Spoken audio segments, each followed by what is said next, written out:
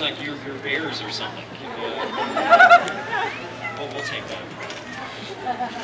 Thanks for coming. I'm supposed to wait until 7, but I mean, those 5 people, I mean, you know, we'll fill them in later. Thanks for coming tonight this is Dallas, isn't it? This is Frisco. Frisco. I don't think so. All right, I don't say suburb. I'm sure it's its own independent. You don't need Dallas to exist. But that means it's Friday. Thank God. Okay, good. Yes. You want me to hold it right here?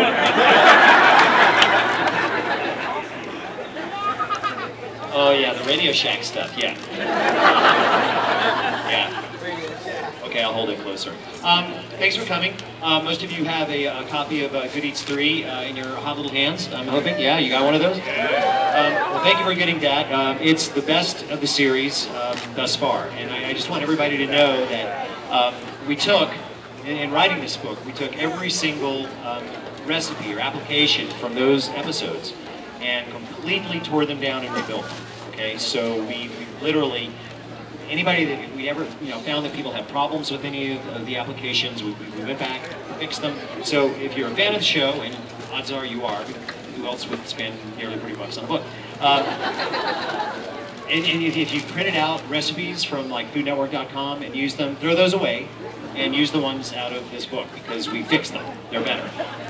Which means that if you cook something out of this book and it messes up, it's your fault. Because we have we gave them like monkeys to test, and everything was good. So if you screw something up, you need to do some serious soul searching about your food. Maybe you should sell it on eBay. No way. Kidding, I was about to say something else distasteful, but I'm not going to. Because I promised to stop talking bad about other Food Network people. It's really bad. Come on, Al. Hey, no, I'm not talking dirt. I'm not talking dirt. I actually don't know any. I have to keep making things up. It's just us. What?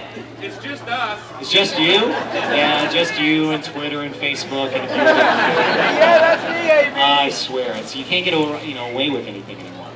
It's taking all the fun out of being Itchy and Twitchy anyway. nowhere near. What? Itchy and Twitchy aren't here. Twitchy is here. Yes, I brought my attorney with me. I travel with legal representation at all times. Anyway, before we get to signing, because there are more than like 30 of you here, yeah, at least 40. I wanted to take some time to take questions from you guys and talk about what might be on your minds, because I don't have much else to say, other than please don't fuss at me about the fact that I put Good Eats out to pasture. Because I have, Good Eats is gone. We finished the last special about a month ago. No, don't boo me, no. I can just go back to the airport and crank out and go. I have no contract to make me stay. But yeah, about 4 weeks ago we wrapped up the last Good Eats special, which is about dark chocolate. That'll air in February. Chocolate always seems to be somewhat popular. And it's a pretty good show. We held out our very best chocolate work for the end. There's also going to be a new 1-hour Thanksgiving special that will air in November. And we reinvented the turkey yet again. This time we come up with a dry brine, dry aged turkey that cooks in under an hour. So we got that going for us. I'm still making a bid for the Nobel Prize. I waited, after we came up with the turkey dare, I waited patiently by the phone for the call. And it never came. So anyway, I want to take some time to take your questions. All I ask is that you raise your hand. Let me pick you, don't just holler all at once, and I'll show you how this works. We'll start with you, ma'am, and I'll repeat the questions. Go ahead. Is this what I wanted to do when I was little? No. I wanted to be an astronaut when I was little. I'd still kind of like to be an astronaut. So I'm going to move to Russia, because that seems to be what you have to do. No. I'm not even sure this is what I want to do now, but I'm going with it. I'm going with it for now, because it seems like it pays okay. Yes, ma'am.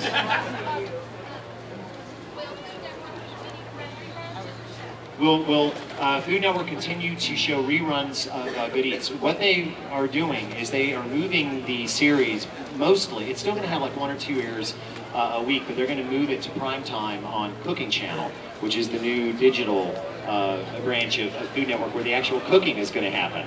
See, on Food Network, eventually there won't be any more cooking. All the cooking will be on the Cooking Channel, and there'll be like 24-hour cupcake fights and stuff. In diners and drive-ins and dives and cupcakes.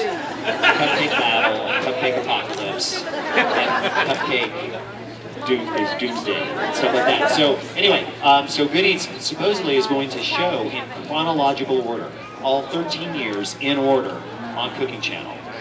I keep begging them to make it an instant view on Netflix, but I think that what they're...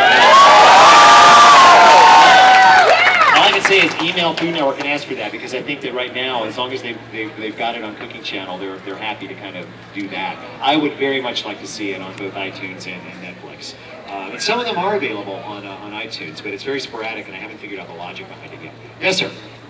You have another show in mind after Good Eats. Do I have another show in mind after Good Eats? Oh, yeah.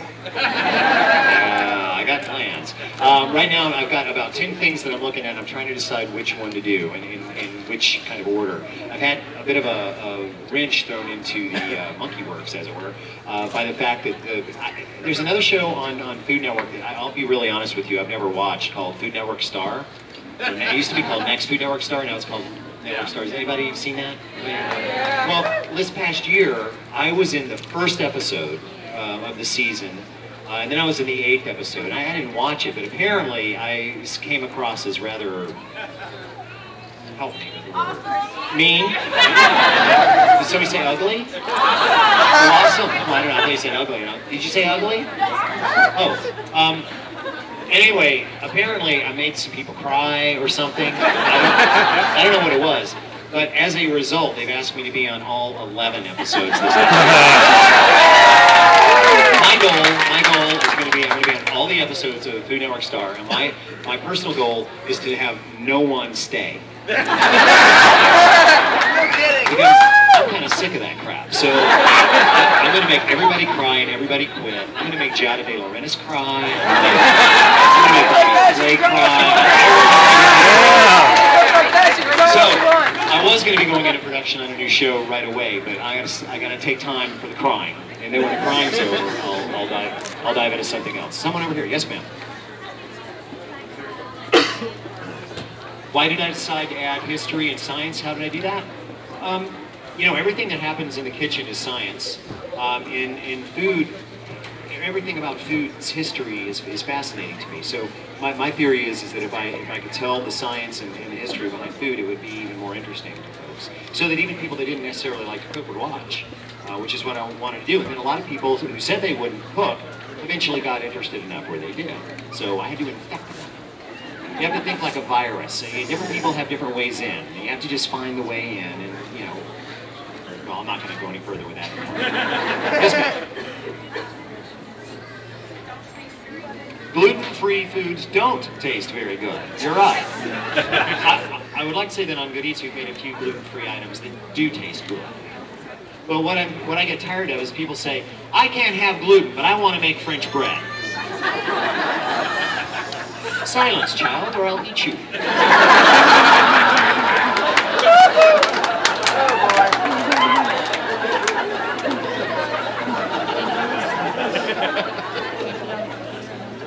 Back to gluten-free. Saying that I want gluten-free, French baguettes. It's kind of like saying I want sugar and chocolate-free chocolate chip cookies. It really can't be done. Besides, I think that at least half the people that are eating gluten-free just want attention. It's not. They just want to be difficult. I mean, honestly, the entire population of the United States hasn't suddenly gotten a gluten intolerance. Okay, it's like a couple hundred folks who really have a serious problem. Everybody else just wants to be difficult.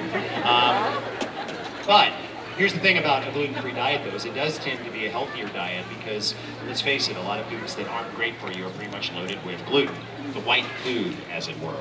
So I've cut back on it a lot because when I eat white, I get tight. Eating my parents mostly. Things get out of hand really, really fast. But do you want more gluten-free? Is that you're going to comment? You need good gluten-free recipes. Are you gluten intolerant, madam? Or are you gluten special?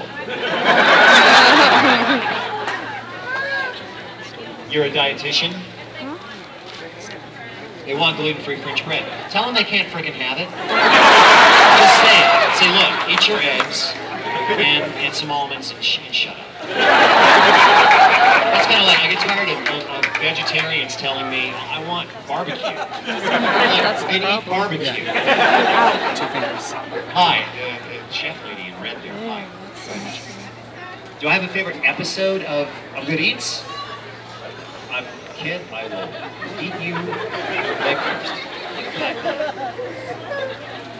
Kid's like, oh, you want to come out? You want to come and visit me? Oh, you can make it now. They're easy to make. It's hard to live with. I don't really have favorite episodes, but I have episodes that were my favorite to make. Because kind of experiential. I mean, once the final product's gone, it's gone. But the two that were the most fun to make, we made about, oh gosh, it was about 4 years ago now, I guess, a sustainable seafood show where I played myself as like an old man. My daughter played my granddaughter, and we like made this futuristic grocery store and did this sustainable seafood thing, and that was a lot of fun. Although seeing your daughter for the first time in white go-go boots is a little odd, you know. And like crew members hitting on my daughter, you know. Hey, what are you doing after the shoot? She's 11. Guys, good one. So that was a lot of fun. And then the other one that was just ridiculously fun was we did a meat pie show that was a takeoff on Sweeney Todd. And that was the only time any show on Food Network has blatantly gone after cannibalism and got away with it. So those two would be my favorite. How about you, sir? Do I get a chance to enjoy doing Art Chef America? Well, I love doing Art Chef America because it's like going to culinary school every day, and it's a real fast burn. We do two shows a day, 5 days a week for 3 weeks, and sometimes 6 days a week, depending on the sequencing. So it's go go go go go. I'm usually get into the kitchen to watch the chefs check things out, their ingredients at like 6 in the morning. And we usually don't leave before about 8 at night, so it's a real education. My goal on that show is to never have a chef put anything on the counter that I don't know about, which is tough. It's like I remember showing up at the first battles, you know, like Morimoto would show up and I couldn't sleep at night because, you know, the guy would come with like 13 kinds of kelp. And dealing with him was like really interesting. Because like at the very beginning of the show, I came to introduce myself the very first time I worked with Morimoto, and he was getting ready to open his restaurant in Philadelphia. And I came up behind him, he was on the phone, right? He's talking on the phone, he's like, yeah, I want to go with the red. The red tablecloths really need to match the draperies. Telling me, wait a second. They have to match the draperies. No, I don't care. You send them back to the guy that made the napkins. Yeah, they've got to team them up the other side. Okay, I gotta go. He hangs up, and I say to him, hi, Morimoto, and he goes,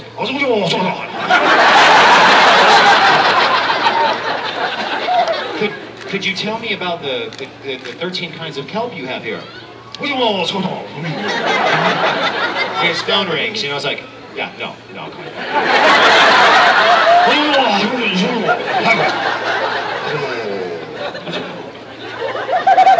Dude's English is perfect. I mean, perfect. Like Cambridge perfect. And he talks to me and he turns on the... I'm sorry, I didn't even remember what your question was anymore. What? Yeah, whatever. Go ahead, because I'm worried about your arm. Go ahead. You know about the Thanksgiving special coming next month? Yes, there is a Thanksgiving special coming next month. I want to know something. Is the Turkey Derrick coming back? The Turkey Derrick is not coming back. Oh, man. Well, I did that. Why do you need another show about it? I gave you the definitive fried turkey and the definitive, Turkey Derrick. Well, I've saved lives. Not to mention porches, decks, homes, probably orphanages. I love the part where you dropped the turkey down and everything got on fire. Yeah, you like stuff blowing up, don't you? Yeah. Get hold of yourself, kid. No more Turkey Derrick and nothing blows up. Yes, ma'am. Do you realize that you've become a heartthrob? Have I become a heartthrob? Yes. Only amongst the blind population. Oh, yeah, he sounds hot. No. I can tell you there's an entire staff of Neiman Marcus women that would line up. Neiman Marcus? Is that here in this mall? No, the Dallas downtown. Oh, well, that doesn't help me tonight. Guy in the baseball cap. Out of all the countries you've been able to visit, what is your favorite native food? My favorite native food of any of the places that I visited. Yes. Gosh, that's tough because I can't separate food from the experience of where I am and who I'm with. I can't objectify food very well. So I would probably say the food of Tuscany because I turned 21 in Tuscany and I studied, had a semester of college there, and it was a really big deal for me, and it was a very eye-opening experience. So I have a real soft spot for that food. I also have a really serious thing for Cuban food, but I've never been to Cuba. But the second they let me go, I am all over that place. I would maybe become communist just to go. But then again, maybe. How about all right, somebody here. Okay, yes, you, the girl that everyone's pointing at. You got to shout. Have I ever thought about doing a kid show? Yeah, starting with that one, right? Yeah, the problem with a cooking show, with a kid's cooking show, is getting people to give up their children for the cooking process. It's very difficult to get recipe testing done. Actually, I'm writing a children's cookbook right now. But it's kind of messed up. Because it's going to probably be in a comic book form, and it's a little on the dark side. Things happen, bad things happen to little children who don't do what I say in the kitchen. I'm talking like food processor bad, oven bad things. Yes, ma'am. Am I going to open my production studio to other people? Nah, I don't see that happening. I don't play well with others very well. Am I going to what? I've been behind the camera this whole time. I mean, you mean am I going to direct for other people? I don't know, maybe. I mean, never say never. I've come to believe that. But I don't have any current plans for that. Kid, that's a great yeast puppet. You should get up and show everybody your yeast puppet. Now stand up. Yeah.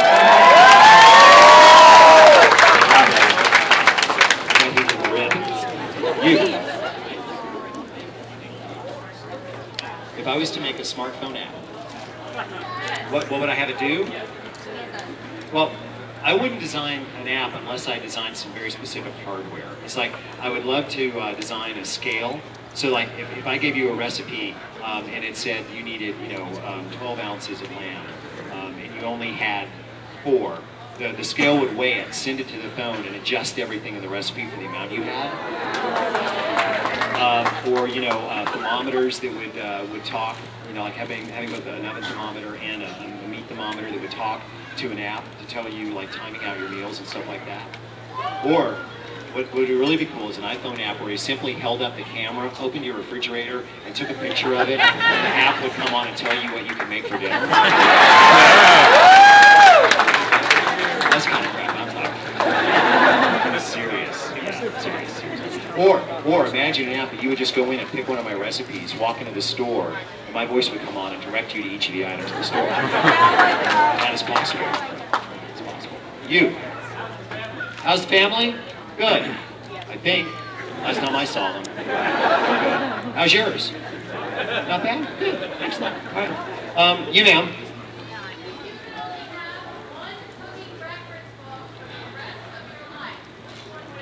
If I could only have one cooking reference book.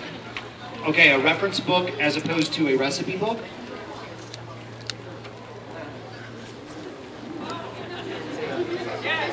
The 1962 edition of The Joy of Cooking. Because the 1962 edition was the last one that actually had drawings of how to skin a squirrel. Don't laugh. Let me tell you something. You try to skin a squirrel without the drawings, not only will you ruin a squirrel, you'll ruin your boots. Because you got to hold, once you get the skin coming off the back of the neck, you got to hold it down. But trust me, if you don't have drawings that really lead you through that process, you.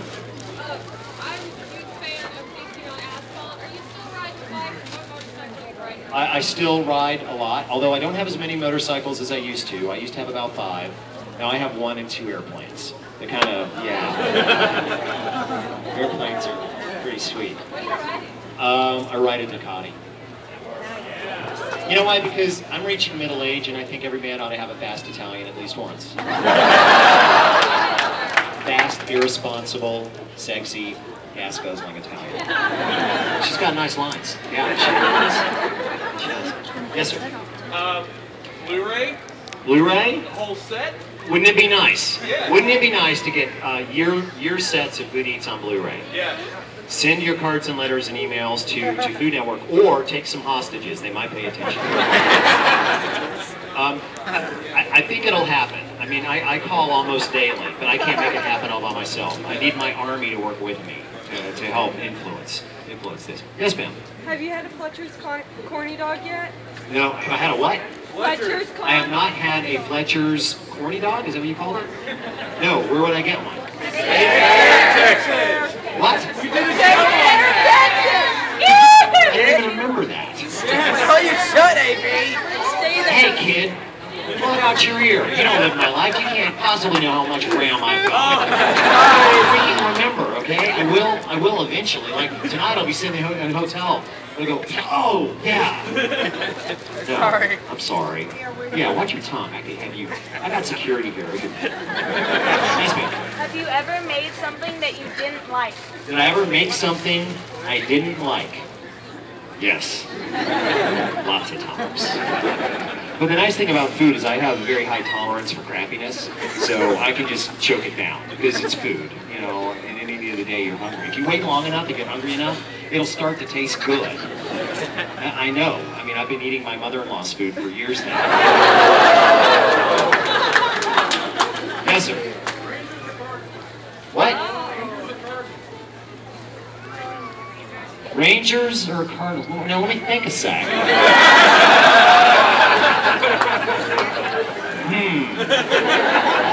I guess I'll go Rangers.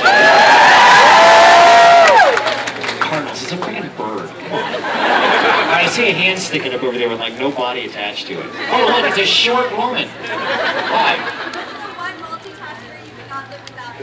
The one multitasker I can't live without in my kitchen. Well, they're all multitaskers in my kitchen, except for the fire extinguisher. But of all of them, I guess I'd have a really tough time living without... No, I could live without all of them. I could live without any of it. I could cook with a stick. I don't know. I mean, I use a lot of stuff every day. I'm really addicted to my electric kettle. I use an electric kettle for all kinds of stuff, and I use a panini press all the time. I make all kinds of stuff in a panini press. It's like a splatter-free cooking engine, and I like it. So I squeeze all kinds of stuff in there. I like to squeeze things while I'm cooking. Anyway, yes, you, sir.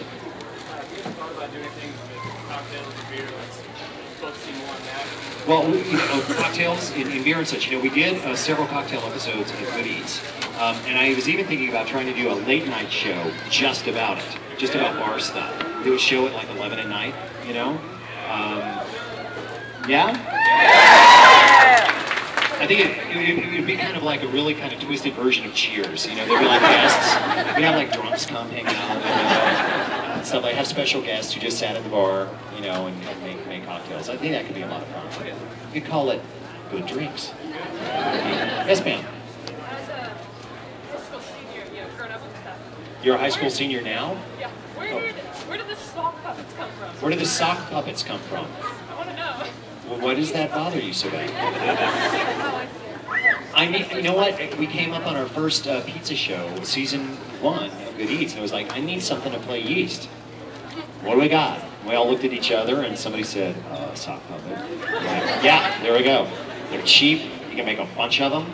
And people get very attached to them. They get fan mail. So when I did a show a while back where I fired them all, people were like, I can't believe you did that. What's going to happen to those yeasts? They're going to reproduce, you know, and die. Please keep your hair short. Keep my hair short. I'm not sure I have a choice at this point. If it gets any longer, it just falls out. So. Yes, ma'am. What's going to happen to the sock puppets? What's going to happen to the sock puppets? We got a whole like trunk full of them. We got a trunk full of they're laying there like, eBay? We thought about selling off a bunch of the props for charity. But the first thing I have to do is convert my daughter's college fund to a non-profit. Man, I didn't think of it. Somebody actually offered me, we got this chicken, this paper-mache chicken on the show. Oh my God! What's that? You want the chicken? Well, I was offered $25,000 for it. I didn't take it. So I'm holding out. Because somebody out there is just sick enough to pay $26. All right, you sir, way in the back with the glasses. Yes, you. Who do I consult for food science? Depends on the science, a lot of people. There's this group called the Research Chefs Association. I check with them about certain things because there are so many different experts in so many different areas. So I do a lot with them because they answer questions in using normal words that I can understand. Yes, ma'am. What's my favorite recipe in this new book? I gotta tell you, I got a really soft spot for two of them. The porterhouse steak, because I really am proud of the fact that I figured out the perfect way to cook a porterhouse is underneath a charcoal chimney starter, which works phenomenally well. The other one is wrong in a lot of ways, and it's the crock pot lasagna, which is both a lasagna, a dip, and a ticket to hell, I think. It's very scary. Yes, ma'am? Have you ever done any research into and/or thought about writing a cookbook on people with smell and taste disorders? I have not done, I've done some research on smell and taste or chemical sense disorders because I'm really interested in why we taste the things we taste and how we develop taste for things, especially when they're not very good, like scotch. Yeah, I mean, people acquire this, but I've never thought about doing any specific work towards it because I need to go get a PhD first because it's extremely complicated and research is changing every day. I mean, we still don't really understand how taste buds work. So, do you have a taste? You can't smell? My grandmother, I grew up with a very close relationship with a grandmother who had lost her sense of smell from scarlet fever and had no sense of smell whatsoever. And it was an interesting dilemma. I think that's one of the things I would want to lose last because my sense of smell is very primate-like. I use it to get out of trouble all the time. All right, we got time for just a few more. You, sir, young man. What inspired me to be a chef? First off, I'm not a chef. I don't have any tall white hats. I don't have any white double-breasted coats, and I don't scream at people in foreign languages. I've been on the receiving end of way too many chefs, so I'm not one of those. But you probably meant a cook, which is what I am. I got into cooking for one reason and one reason only: get girls. That was it. In college, I was pathetic. I could not get dates. Every girl I asked out said no, and then but I found that if you offered to cook for a girl, that was curious. That was a curious thing, especially in the 80s. Nobody did that. And so that's what I did. I dedicated myself to cooking to get dates. It didn't really work out very well. That's what he did? How'd that work out? Yeah, now you're hooked to the old ball and chain, right? It didn't really work out for me in college. What I ended up with was yet another hobby I could do completely by myself. Yes, sir. How much warning do they get about a secret ingredient? What the competitors on Iron Chef America get is pretty much what they got on the Japanese version of the show, which is about a week beforehand. We give them a list of, I think it's either 8 or 10 possible ingredients that it could be. And that's all they know. So they have to plan for any of those eventualities. That's it. Which is still pretty hard when you think about it. You know, it's just that a lot of people think that because they see a lot of running around at the very beginning of the battle that everybody must know what's going on. They don't. I mean, it's claim as much of the product as you can, so you're running to do that. And also, you know, in most battles, somebody's going to cut up some onions, somebody's going to boil some water. If you're on Bobby Flay's team, somebody's going to make some chili oil and some herb oil. So there are those things that are gone into immediately, and then about 5 minutes into the battle, everybody stops and stares at each other and goes, I don't know. But because the show, you know, the battle's an hour long, the show's an hour long, but we have about 19 minutes of commercials, so we just cut that part out. Because it's kind of boring to watch a bunch of guys and girls in white coats go, it's just not that, it's not compelling, is the word we're using. Yes, sir. Yeah, you. I like your glasses. What was my favorite thing to do in Good Eats? Go home at the end of the day. It was really hard. It was, because I was on camera and I was directing and I was writing and all of that. It was hard. But what I really loved most about it was setting the camera shots, because my first job through my life has been a cameraman. So setting up all those crazy shots in the backs of ovens and funny places, that was the fun part of the job. That was the best part of the job. Yes, ma'am. You. If you had to pick a chef or cook, dead or alive, that you could cook one meal with. If I could pick one chef, dead or alive, or one cook, dead or alive, to cook with, who would it be? That's really, really tough. I'd have to think about that, because there are a lot of dead cooks.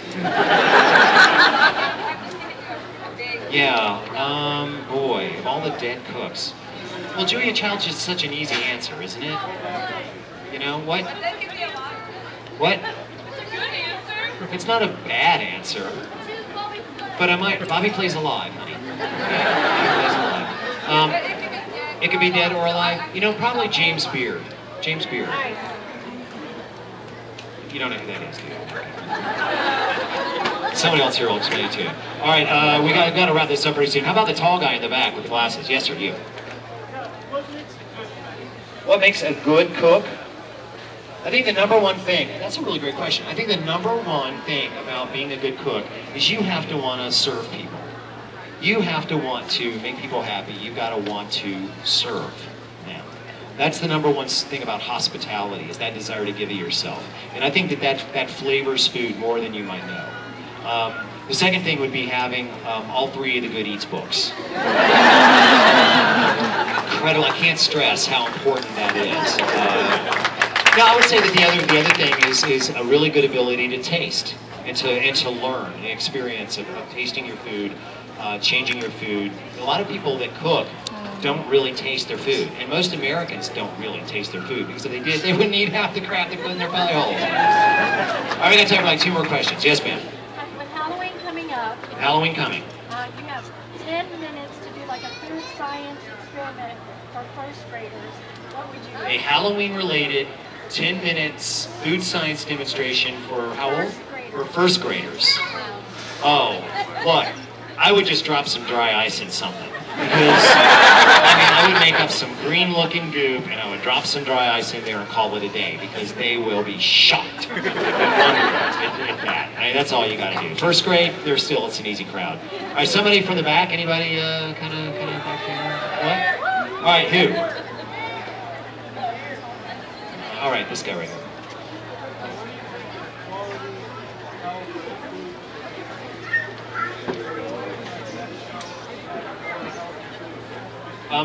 First part, the food that I did in Good Eats all these years was not unhealthy food. There's nothing unhealthy about any of that food unless you eat all of it. Okay? The general angle on the rest of the network, I can't speak to, because I haven't done like nutritional analysis on any of it. My feeling is that good food is real food that you cook at home.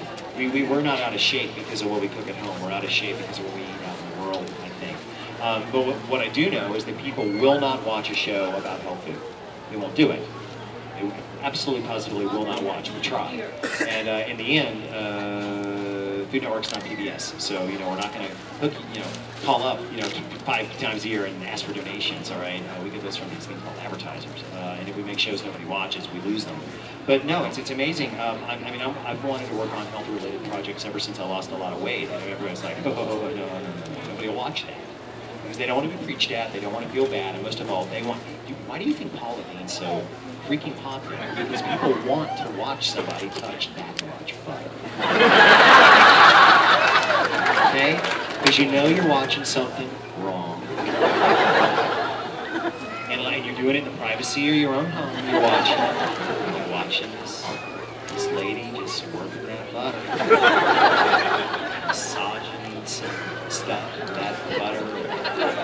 And that's wrong. But you watch anyway. That's what gets good ratings. All right, who are you pointing at back here? All right, go ahead. What's up?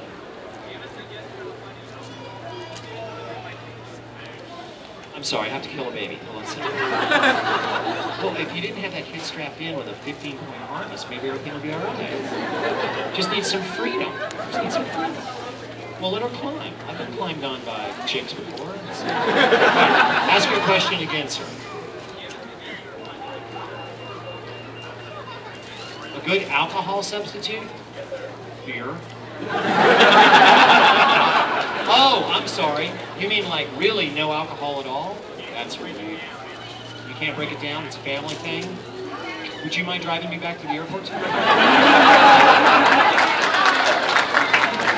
I'm kidding. Here's the thing, is of course you can never cook out all the alcohol, no matter how much you cook it, once alcohol goes in. But keep in mind that alcohol, and 90% of the recipes that call for alcohol call for wine, right? Typically speaking, okay? Wine is a small amount of alcohol, usually 10 to 12% on average, okay? It never cooks out 100%, so you're down to about 1-2%, but it's still there. The rest of it's pretty much water, and the leftovers from the grape. The obvious answer is Welch's grape juice. It's packed with antioxidant power. Very good for you. It's really difficult, but you can substitute different amounts of juices with vinegar and get close, depending on the recipe.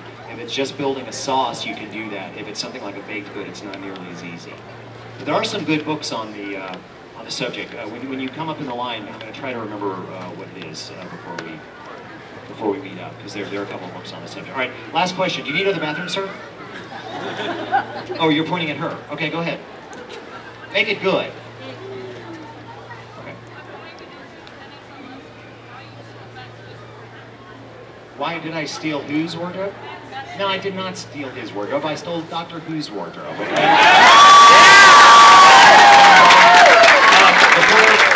Before the fine folks here at Barnes & Noble, who have been nice enough to host me, thank you very much, go into their rules, I'll talk for a moment about mine. How many people have read the Fanifesto?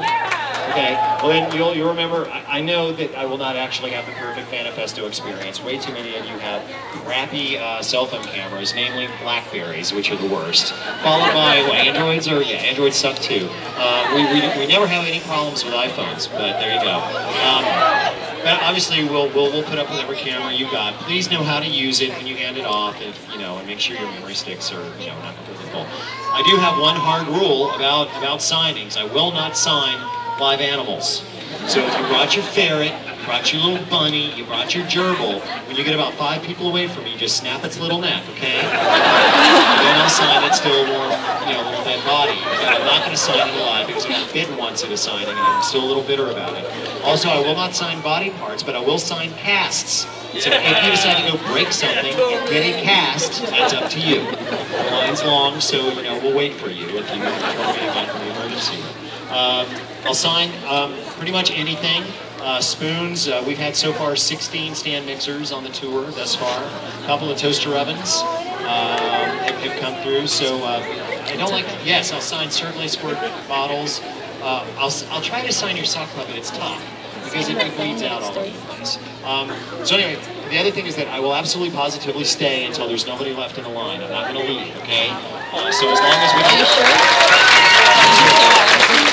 I will move as quickly through the line as I possibly can. Some of you are going to end up waiting a really long time, but since I'm not leaving, you can go out to dinner, have a drink or two, and come back, and I'll still be here, okay? Do you have more rules? Okay, this fine lady, Nicole, is going to give you directions. I'm going to get ready to sign. I'll meet you all very shortly. Thanks for coming. Okay, my friends, stay still, really quick, just so I can make sure that everyone is moving in the right direction. First and foremost, we have to make sure that all of the people in the first groups have plenty of room to make their line, meaning that everyone on this side of the store that has gotten to see... We did make the announcement before he started that families with very small children obviously will be able to go first. We are asking you to line up on my left, your right.